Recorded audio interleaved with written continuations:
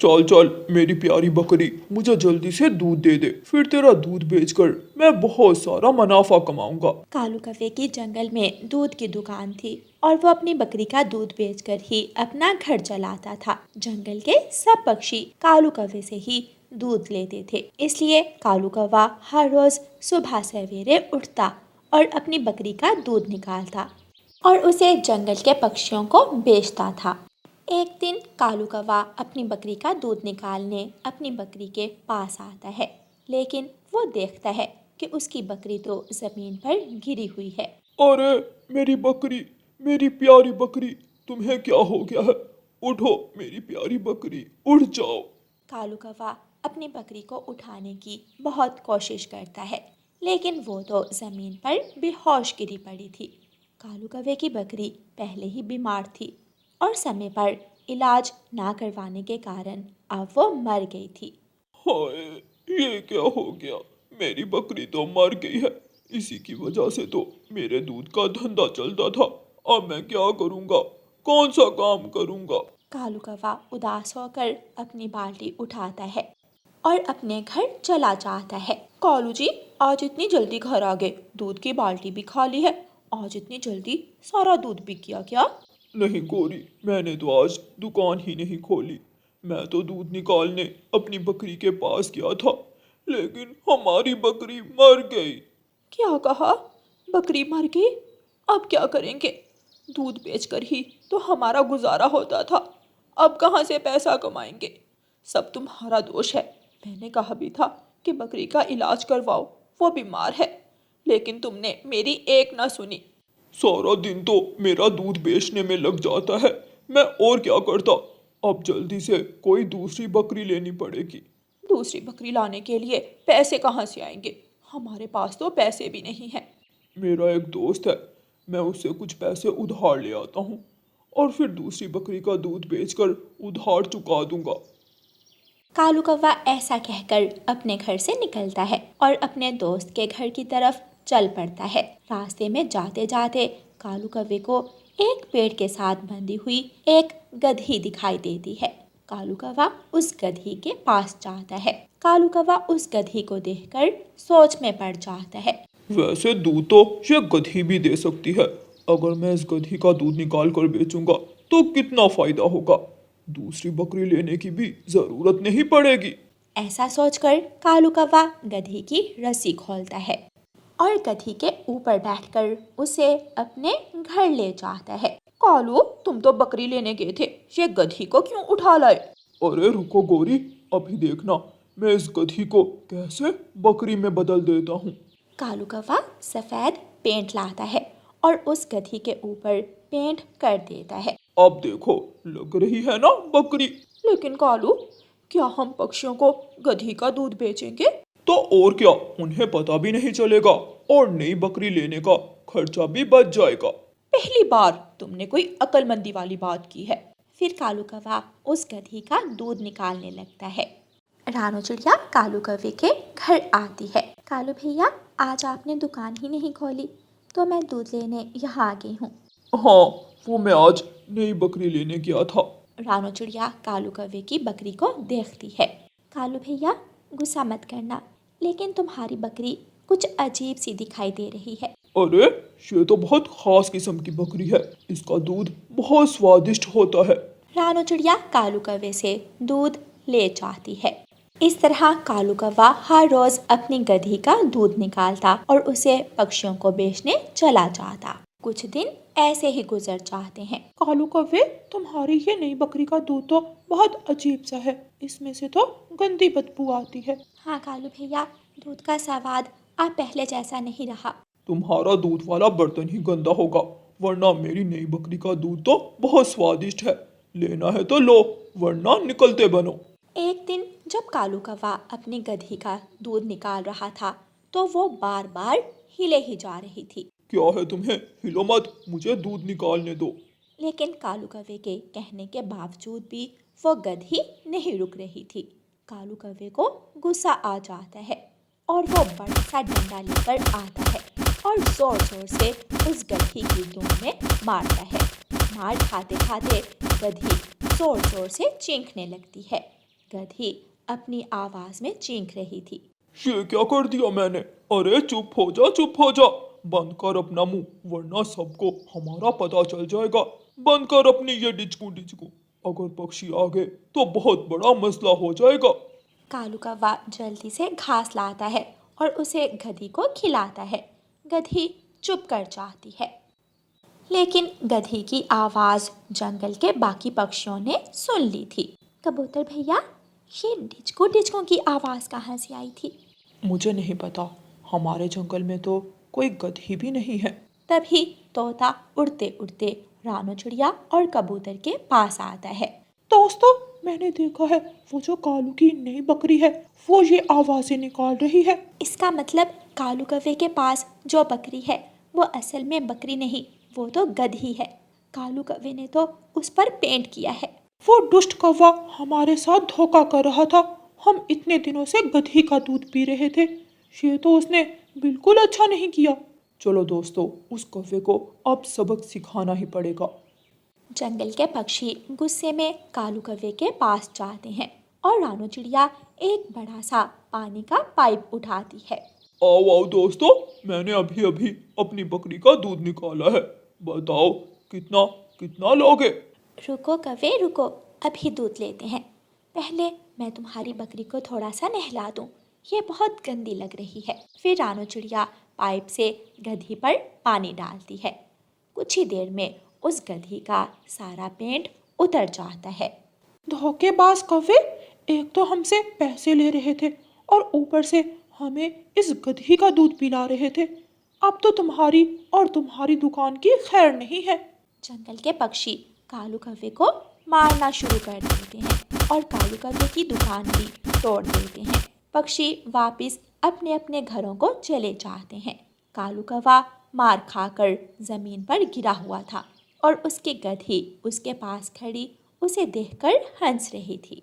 प्यारे दोस्तों, इस कहानी को लाइक, अपने दोस्तों के साथ शेयर और चैनल को सब्सक्राइब करना बिल्कुल मत भूलना।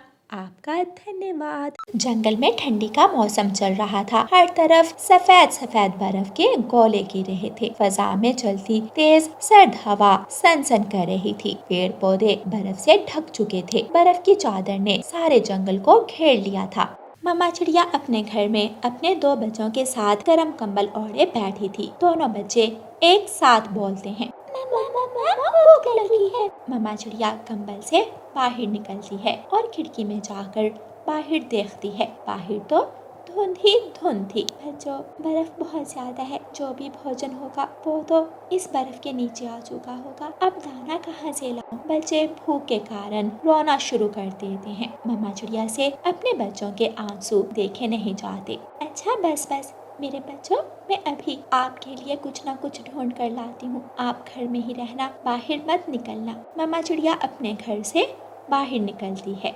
मम्मा चिड़िया तेज हवा में बहुत मुश्किल से उड़ती है और उड़ती उड़ती तोते के घर जाती है और तोते के दरवाजे पर दस्तक देती है। तोता दरवाजा खोलता है। क्या बात है रानो बहन, इतनी ठंड में यहाँ? तोते भैया, बच्चे कल से भूखे हैं, अगर आपके पास कुछ खाने को है तो दे दे। चिड़िया रानी, मैं भी 2-3 दिनों से भूखा हूँ, कोई दाना ही नहीं मिल रहा। चलो ऐसा करते हैं, कबूतर के पास जाते हैं, शायद कबूतर से कुछ खाने को मिल जाए। दोनों चिड़िया और तोता उड़ते हैं और कबूतर के घर पहुंचकर दरवाजे पर दस्तक देते हैं। कबूतर को बहुत तेज बुखार था। वो नढाल उठता है और दरवाजा खोलता है। कबूतर भैया, आप ठीक तो हैं? कहाँ चिड़िया बहन, 2 दिन से सख्त बुखार है। ना कहीं जा सकता हूँ, ना कहीं आ सकता हूँ। दवा है लेकिन कोई असर नहीं दिखा रही। हमें माफ़ कर दें कबूतर भैया, हम आपकी खबर लेने भी ना आ सके। ठंड ही इतनी है, घर से बाहर निकलना बहुत मुश्किल है। तोता आहिस्ता से कबूतर से पूछता है, कबूतर कबूतर, क्या कुछ खाने को है? रानो चिड़िया तोते को घूरती है। शर्म करो तोते यार, मैं इतना बीमार हूँ और तुम्हें खाने की पड़ी है। अच्छा, गुस्सा क्यों कर रहे हो यार, मैंने तो ऐसे ही पूछ लिया था। कबूतर भैया, आप घर में आराम करें, हम भोजन लेने जाते हैं। अगर कोई दाना मिला तो हम आपके लिए भी ले आएंगे। कबूतर अपने घर में वापस चला जाता है और कंबल ओढ़कर सो जाता है। दोनों चिड़िया और तोता फिर से उड़ते हैं। गौरी कौवी भी अपने घर में भूख से नढाल बैठी थी। कालू कौवा मजे से सोया हुआ था। गौरी अपने घर की खिड़की से रानो चिड़िया और तोते को जाता हुआ देखती है। वो खिड़की के पास आकर दोनों को आवाज लगाती है, रानो, रानो बहन, तोते कहाँ जा रहे हो? गौरी, हम भोजन लेने जा रहे हैं। अच्छा, 2 मिनट रुको यहाँ पर, मैं कालू को भेजती हूँ। गौरी कौवी कालू को पाँव मारती है। उठ नकम्मे, वो देखो कैसे चिड़िया और तोता ठंड की परवाह किए बिना दाना ढूंढ रहे हैं, तुम भी उठो। कालू कौवा अपनी एक आंख खोलता है और गौरी से कहता है, गौरी, मुझे बुखार है, मुझे तंग मत करो। गौरी कौवी कालू को पंख लगाकर छूती है। छूटे, तुम्हारा शरीर तो ठंडा है, अब अगर नहीं उठे तो मैं झाड़ू उठा लूंगी। अच्छा अच्छा, जाता हूँ, पीछे ही पड़ जाती हो मेरे। कालू कौवा गौरी के डर से अपने घर से बाहर निकलता है। वो तो बाहर जाते साथ ही कांपना शुरू कर देता है। हाय, इतनी ठंड, मैं तो मर ही जाऊंगा। चिड़िया, तुम्हें क्या जरूरत थी मेरी पत्नी को बताने की कि कहाँ जा रही हो? उसने हमसे पूछा था। हमें कोई शौक नहीं है तुम कौवों से बात करने का। अब जल्दी उड़ो और ये डरामेबाजी बंद करो। वो तीनों उड़ते हैं और उड़ते उड़ते घने जंगल में पहुंच जाते हैं। वहाँ 3 रास्ते थे। तोते और कालू, हम ऐसा करते हैं कि हम इन तीनों रास्तों से दाना ढूंढते हैं। तोते, तुम उस दिशा में जाओ, कालू तुम इस दिशा में, और मैं यहाँ जाती हूँ। जिसको भी कोई फल या दाना मिले वो दूसरों को भी बता दे। वो सब रानो चिड़िया की बात मान जाते हैं और अपनी अपनी दिशा की तरफ उड़ जाते हैं। कालू कौवा जिस रास्ते की तरफ जाता है वहाँ उसे थोड़ी दूर जाकर एक पौधा मिलता है जिस पर बीज लगे थे। कालू कौवा उस पौधे के पास पहुँचता है और चिड़िया और तोते को आवाज देता है, रानो चिड़िया, तोते, जल्दी यहाँ आओ, इस दिशा की तरफ आओ, मुझे कुछ मिला है। दोनों तोता और रानो चिड़िया जल्दी से वहाँ आ जाते हैं। यहाँ पर तो कितने ज्यादा पौधे हैं और इन पर बीज भी, लेकिन हमें ये नहीं मालूम कि ये बीज खाने लायक हैं भी कि नहीं। हाँ, तोते ने ठीक कहा। मेरा एक दोस्त था जिसने भोजन समझकर जहरीले बीज खा लिए थे और वो अपनी जान से हाथ धो बैठा था। हम ऐसा करते हैं, किसान की पत्नी के पास जाते हैं। वो बहुत अच्छी है और उनको बीजों के बारे में मालूमात भी है। चलो फिर चलते हैं। किसान अपने खेत में मकई की फसल बो रहा था। रानो चिड़िया किसान के पास जाती है। किसान जी, आपकी पत्नी कहाँ है? वो अपनी सहेली के घर गई है, यहाँ से सीधे जाओ तो पीपल के पेड़ छोड़कर वहाँ वो मिलेगी। तीनों दोस्त उड़ते हैं और किसान की पत्नी के पास पहुँच जाते हैं। क्या बात है नन्ही चिड़िया? माँ जी, हमने आपसे कुछ पूछना है। हाँ, पूछो। माँ जी, ये पौधा देखें, क्या इसके बीज हम खा सकते हैं? किसान की पत्नी हंसने लग जाती है। चिड़िया रानी, ये बीज हम इंसान बहुत शौक से खाते हैं। इसे पिस्ता कहते हैं। ये एक ड्राई फ्रूट है। इसे पहले भूनते हैं और फिर खाते हैं, बहुत मज़ा आता है। रानो चिड़िया खुश हो जाती है और किसान की पत्नी को धन्यवाद कहती है। चलो दोस्तों, आज रात हम सब मजेदार पार्टी करेंगे। वो तीनों दोस्त पिस्ते के पौधों के पास जाते हैं और ढेर सारे पिस्ते के बीज तोड़ते हैं। रानो चिड़िया वहाँ से एक बीजों वाला पौधा तोड़ती है और तीनों दोस्त इंसानों की बस्ती की तरफ जाते हैं। रात को सभी पक्षी रानो चिड़िया के घर इकट्ठे हो जाते हैं। रानो चिड़िया कड़ाही चूल्हे में रखती है और नमक डालकर उन पिस्ते के बीजों को भूनती है। सारे पक्षी मिलकर भुने हुए पिस्ते के बीज खाते हैं और ठंडे मौसम का आनंद लेते हैं। प्यारे दोस्तों, इस कहानी को लाइक, अपने दोस्तों के साथ शेयर और चैनल को सब्सक्राइब करना बिल्कुल मत भूलना। आपका धन्यवाद। पिछले महीने रानो चिड़िया के पति मानो चिड़े की तबीयत बहुत खराब हो गई थी। रानो चिड़िया गौरी कौवी से कुछ पैसे उधार लेती है और अपने पति की दवा लेती है, लेकिन मानो चिड़ा दवा लेने के बावजूद भी ठीक नहीं होता और उसका देहांत हो जाता है। मानो के जाने के बाद घर के हालात भी बहुत खराब हो गए थे। मम्मा, क्या फिर से गौरी आंटी आई थी? हाँ बेटी, मुझे जल्द से जल्द कोई काम ढूंढना होगा, वरना वो कौवे तो हमें छोड़ेंगे नहीं। दोनों माँ बेटी बातें करते करते सो जाती हैं। सुबह हो जाती है, लेकिन सुबह होते ही जंगल में तेज बारिश शुरू हो जाती है। आज तो बारिश हो रही है, अब मैं काम कैसे ढूंढूंगी। रानू चिड़िया रसोई में जाती है। रसोई में थोड़ा सा पकोड़े बनाने का सामान पड़ा था। उस सामान को देखकर रानू चिड़िया के दिमाग में एक ख्याल आता है, क्यों ना मैं इस सामान से पकोड़े बनाकर बेचूं, कुछ तो पैसे आ ही जाएंगे, जिससे मैं गौरी का उधार वापस कर दूंगी। फिर रानू चिड़िया ऐसा ही करती है।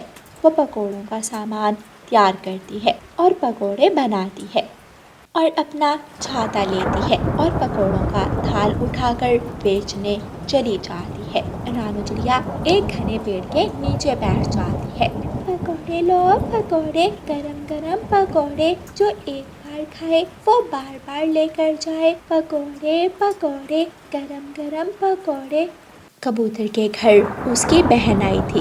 बहन बताओ, तुम क्या खाओगी?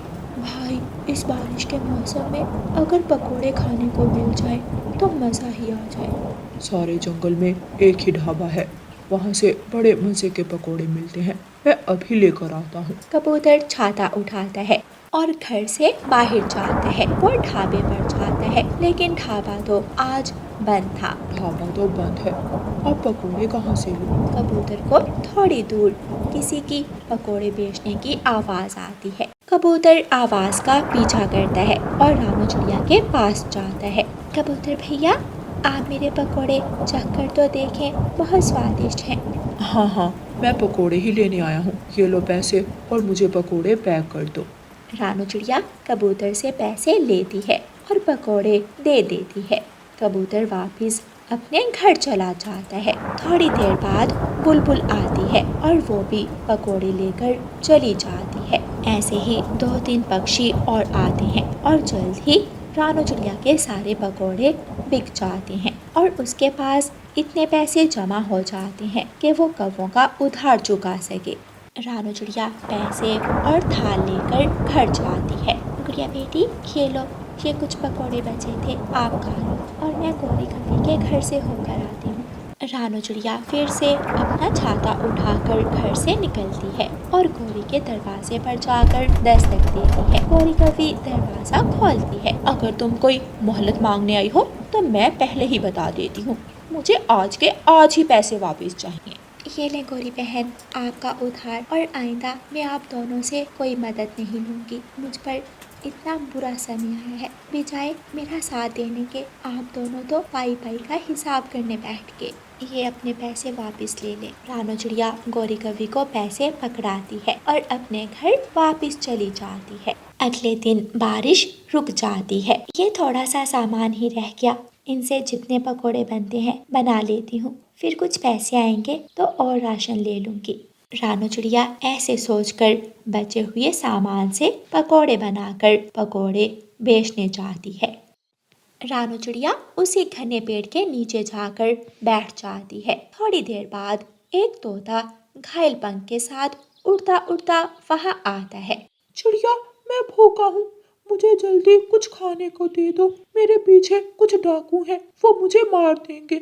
चिड़िया कुछ सोचे बिना ही अपने पकोड़ों की प्लेट जल्दी से उठाकर तोते को दे देती है। तोता बहुत भूखा था, वो सारे पकोड़े जल्दी जल्दी खा लेता है और वहाँ से जल्दी से चला जाता है।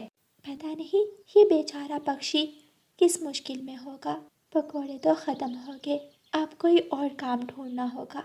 रानू चिड़िया वहाँ से उड़ने लगती है तो उसकी नज़र एक पोटली पर पड़ती है। ये तो वही पोटली है जो उस तोते के पास थी, इसको मैं अपने साथ ही ले जाती हूँ।